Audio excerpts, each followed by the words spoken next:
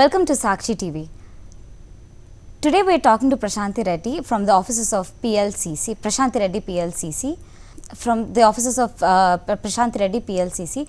Sakshi TV now has 3 shows every week. On Tuesday at 3 p.m. EST with attorney Ms. Sheila Murthy, on Wednesday at 5:30 p.m. EST with attorney Ms. Prashanthi Reddy, and on Friday at 6 p.m. EST with attorney Bhanu Alindra. Please tune in to ask your questions. And if you're an immigration attorney and would like to join our special shows, please email us at usa@sakshi.com or call 866-725-7441. Before we begin the show, please note that the attorneys will not answer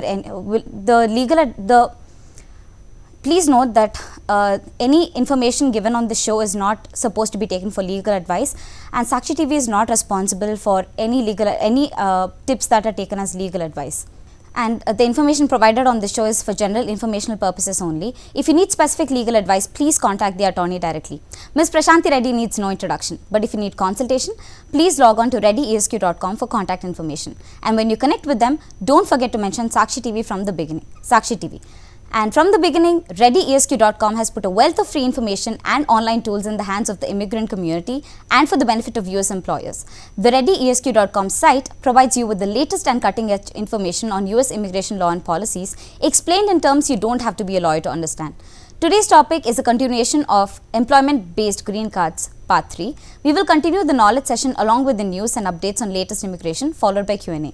Before we get into the topic, you can call us on the numbers on the screen for questions related to immigration and also ask for tips. Hello, Ms. Prashanthi. Hi, Tony. How are you? Very well, thank you. I hope you're doing well too. So, before we get into the topic, are there any immigration updates you'd like to share with our viewers? No, let's just go to the topic directly. I don't really have any updates this week. Right. So, Ms. Reddy, we're talking about employment-based green cards. It's a continuation. So, can you tell us the differences or the privileges and benefits associated with EB1, EB2 and EB3, or which one to particularly choose or which one is easier to get? So, it's really not about what is easier or not. I guess what it's about is what you qualify for. So, as you just stated, the I-140 is that's a topic that we're talking about today. We're talking about I-140 immigrant petition applications, and the I-140 immigrant petition applications, there are different categories in the I-140 immigrant based petition. So as you just stated, the different categories are EB1, EB2, EB3. All these EB basically stands for employment based, and so it's employment based category 1, 2 and 3. So that's, it's an acronym. So there's no science involved in the nomenclature of the I-140. So the employment-based first category to start with, since that's number 1, is persons of extraordinary ability. So they're different under EB1. They're different categories. And the advantage of EB1, and I know you asked me about the advantages and disadvantages of each. So while I remember it, let me tell you the advantages of an EB1 are that the EB1 categories for green card purposes are the fastest to get, because when you look at the visa bulletin, so every year certain number of visas are allotted worldwide, and those visas are then sub-allotted to each country. So India gets about 7% of those worldwide visas, so there's often a backlog in the visa numbers, which means that you can file the labor, then you file the I-140, which is the second step, which is what we're talking about now, and you might have a long wait before you file for your adjustment status, or the third step, which is the 485, because you have to wait until your visa number becomes available before you can file the 485. So the availability of the visa number differs between EB1, EB2 and EB3. EB1 visa number is usually the most available because the least number of people qualify to file it. Otherwise, everybody would file under EB1. And then it's EB2, and then accordingly it's EB3. So EB1, there are various categories under EB1. The first category is persons of extraordinary ability. That is an individual who can establish extraordinary ability in the sciences, arts, education, business, or athletics. and they have to demonstrate sustained national or international acclaim. And their achievements have to have been recognized in the field through extensive documentation, and the individual seeks entry to continue to work in that extraordinary ability area. So you see, you have to document this, and you have to show that they have, it's not a one-time thing, but it's sustained national or international acclaim, and it has to be well documented, and it has to be in the area of sciences, arts, education, business, or athletics. Arts can be fine arts, or it can be performing arts, so any of those categories. The second EB1 category, and it's just because I'm saying second, it doesn't mean that it's any less or there's any difference in processing time or the visa number time that we were talking about. All these come under EB1. So the second category is outstanding professor and researcher. So for this, the individual has to establish that he or she is an outstanding professor researcher by demonstrating that he or she is recognized internationally as outstanding in a specific area and has 3 or more years of experience in that particular field. And the individual must be sponsored by the institution, so there's an employer based in this. Now the persons of extraordinary ability, there's no employer that needs to sponsor them. For professors and researchers, it has to be sponsored by a employer to conduct research, and that employment facility should have employed at least 3 persons full-time in research activity. So there's some criteria for the employer as well. And in addition to that, of course, the person must be accomplished in the field of research, and they have to show that they have done outstanding research, and they have to show how that research is useful for the, in the national interest of the United States, in the healthcare interest of the United States. So that's the second I-140 category. The third one is multinational executive and managers. For this also you need to be employed, so an employer is sponsoring your I-140, unlike the first one. And in this category, you are usually people from an L1A will then transcend into an I-140 EB1 for multinational executive. So because the criteria is very similar for both. So a person who's working as a multinational executive or a manager qualifies for this particular category, and the person has to establish that they worked in a managerial or executive capacity for 1 year with the parent or the subsidiary organization previously. So basically a multinational executive, you're getting a green card based on the fact that the company abroad is sending you to the US to take care of operations here as a high-level executive or a manager. Now the last EB1 category is a national interest waiver category, and this is also a category whereby you do not require an employer in the EB1 category. So national interest waiver comes in EB2, and there you require an employer. So the EB1, because we're doing EB1 right now, doesn't require a labor certification, and none of the EB1s, by the way, require the first step, which is the labor certification. So the national interest waiver is again is someone who should be given a green card in the national interest of the United States. So the individual must demonstrate that he or she would do something so significant, or has already done something so significant as to benefit US national interest. So this is a pretty high category. It is, if you are a scientist and you choose to do, you could qualify under any of the categories. You could qualify under outstanding researcher or professor, you could qualify under extraordinary ability, or you can qualify under national interest. So just to let you know that the criteria for national interest is usually the hardest, because you are self-petitioning and you have no employer. So usually these cases are more difficult to approve. So that's for EB1, and then Torni, you were asking me about EB2 and EB3 as well. Right. So for the EB2 and EB3 category, the difference is, and the disadvantage is that the visa numbers are not that great. I mean, the availability of dates for Indian nationals are not that great under EB2 and EB3. EB2 is again better than EB3, but recently we've seen an uptick in the EB3 dates while EB2 has remained static. And then, it's like a roller coaster. Sometimes one is EB2 is better, sometimes EB3 is better, so it's always differs, but usually EB2 is better because EB2 criteria is for people who have an advanced degree or many years of work experience, which is equivalent to an advanced degree in the field of, again, arts, sciences, or business. And employment-based category, third preference is a person who has a bachelor's degree, if it's a skilled worker.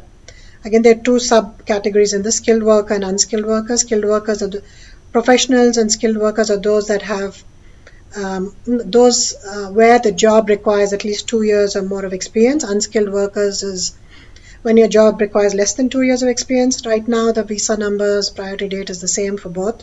So it really doesn't matter under which categories you file. The main disadvantage of the EB2, EB3, as I said, is the priority dates availability, and also the fact that a labor cert has to be filed before an I-140 can be filed. Unlike the EB1 category, where an I-140 is filed directly and you can bypass the first step, which will save you about a year, and also, there's less scrutiny because you don't have to go to the Labor Department, you don't have to show that there are no other US citizens, etc., available for the job. So obviously it's in some senses less of a hassle to file via EB1 if you qualify. The main issue with EB1 is not many people qualify for an EB1. So I think, Tony, that answers your that particular question that you had.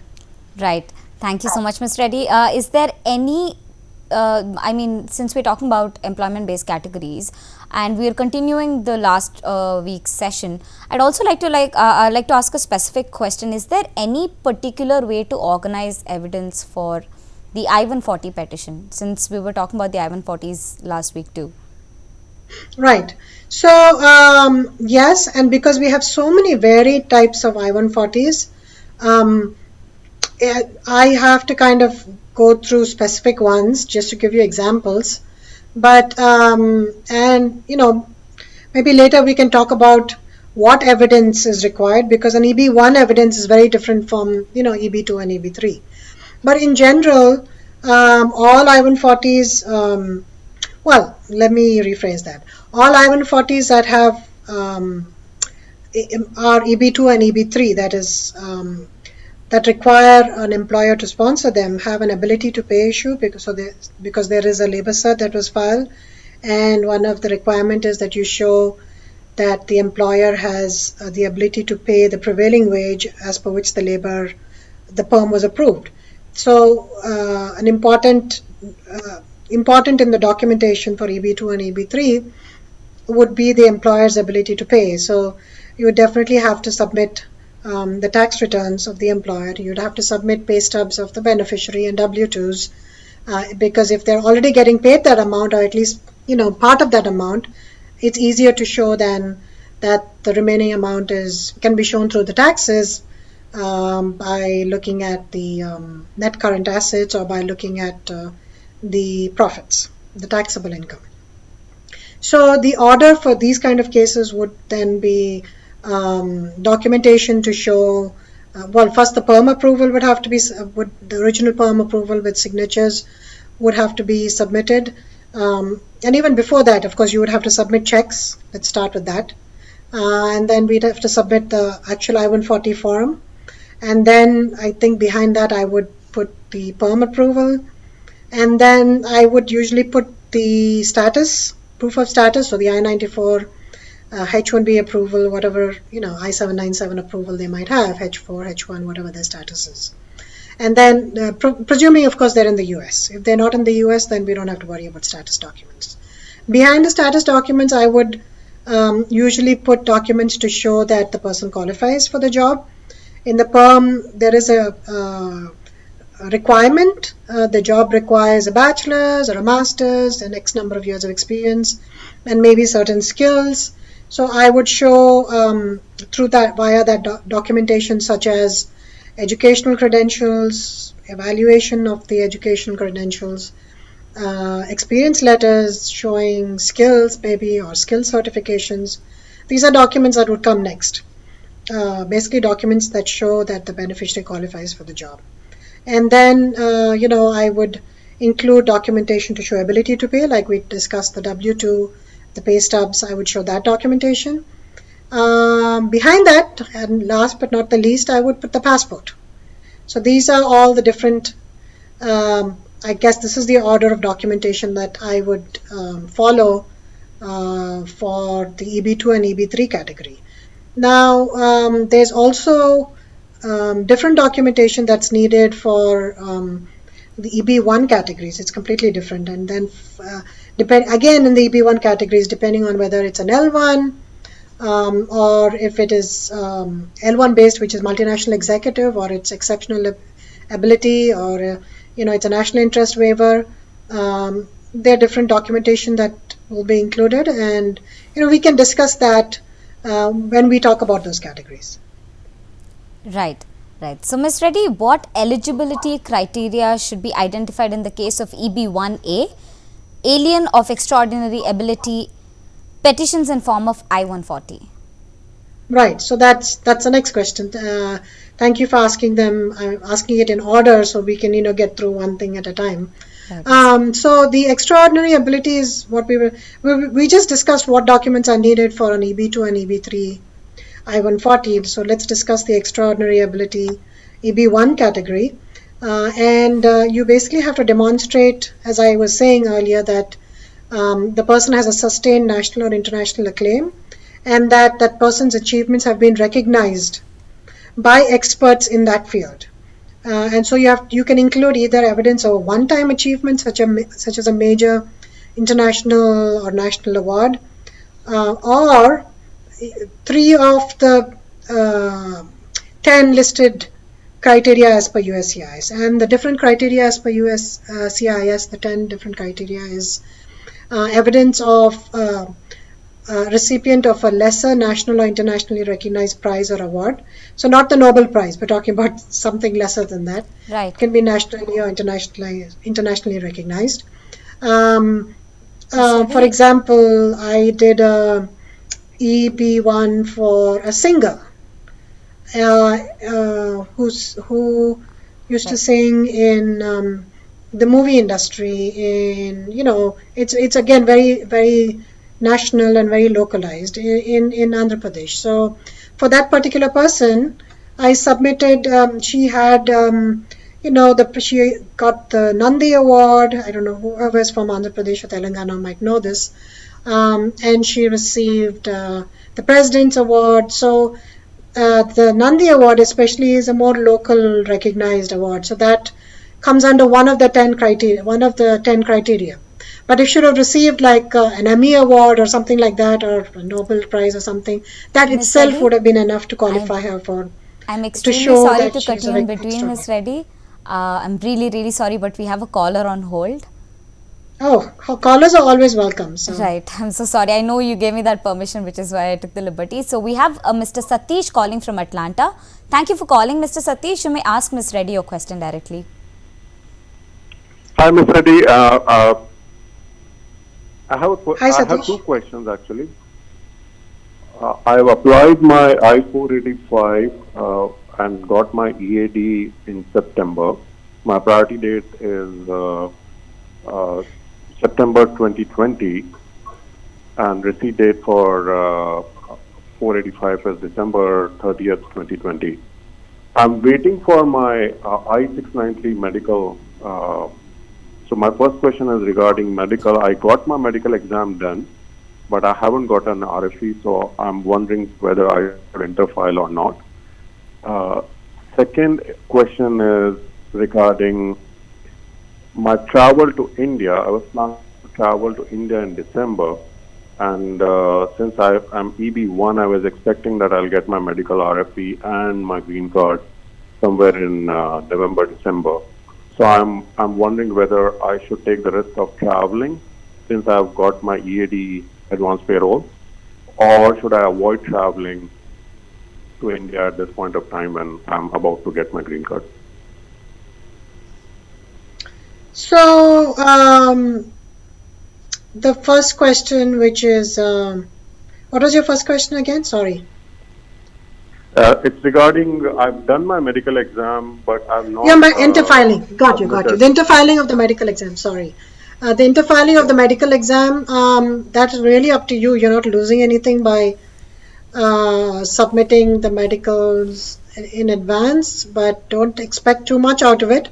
Don't expect that the medicals will 100% get to your file. Definitely expect that you will get an RFE. It's asking for the medicals again. So if you're okay with, doing them again and, spending that money again and making that effort, then go ahead and file. You have nothing to lose other than that. The second question is whether you should travel. That really is difficult to say because nobody can, obviously predict when you'll get the green card. But even if you do travel, if you're able to come back at short notice for whatever requirement there is, then it should be okay to travel as long as someone is monitoring your mail. If you get the green card and you're out of the country, then you will not be able to come back into the country unless you have that green card in hand. So then you might have to wait till the card is mailed to you, have someone who is monitoring your mail get that card FedEx to you in India, and then you can travel using that card. So that's one way out of it. That's the only advice I can give you. I can't predict, as no one can, when exactly you'll get your green card. But I hope it's soon. And I hope you can go on your vacation after getting the green card.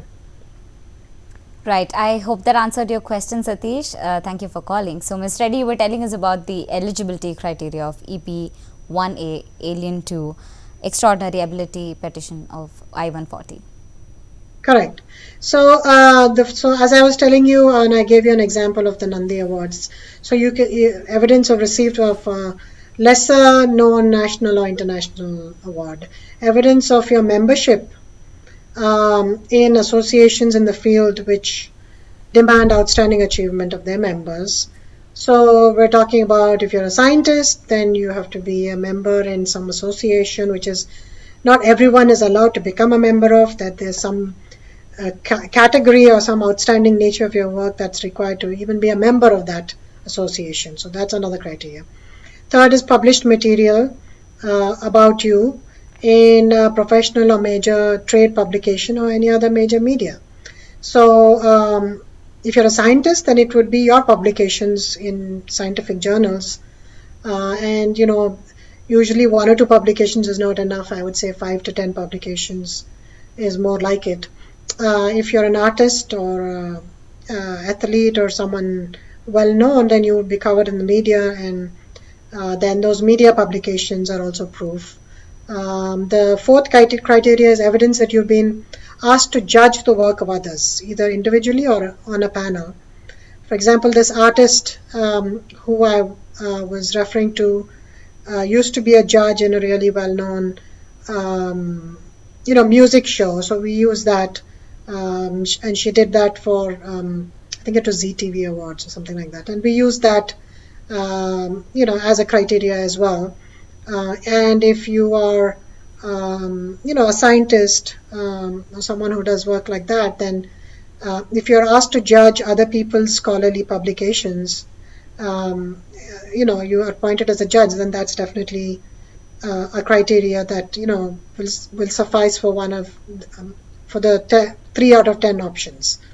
Now the next one is original scientific, scholarly, artistic, athletic, or business-related contributions of major significance to the field. So your original work, and you should show that it's not just marginal.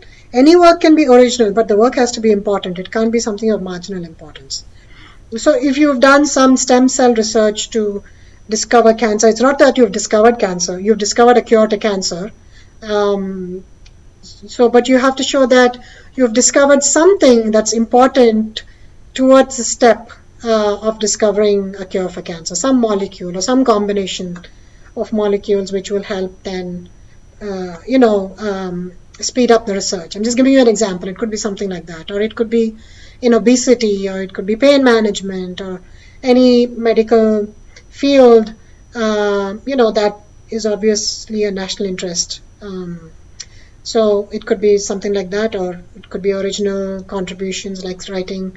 If you're an artist or a painting, which became really famous, uh, a song you've written, music, or whatever it might be, some achievement as an athlete.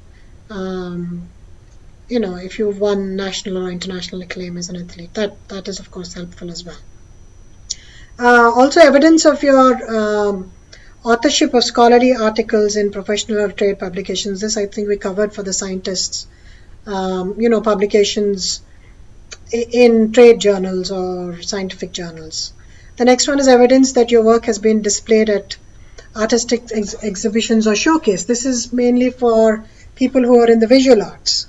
If your work has been showcased, say, in MoMA, Museum of Modern Art, or in the Metropolitan Museum of Art, or any such big galleries, or National Gallery in India, that is a criteria, that's one of the 10 criteria.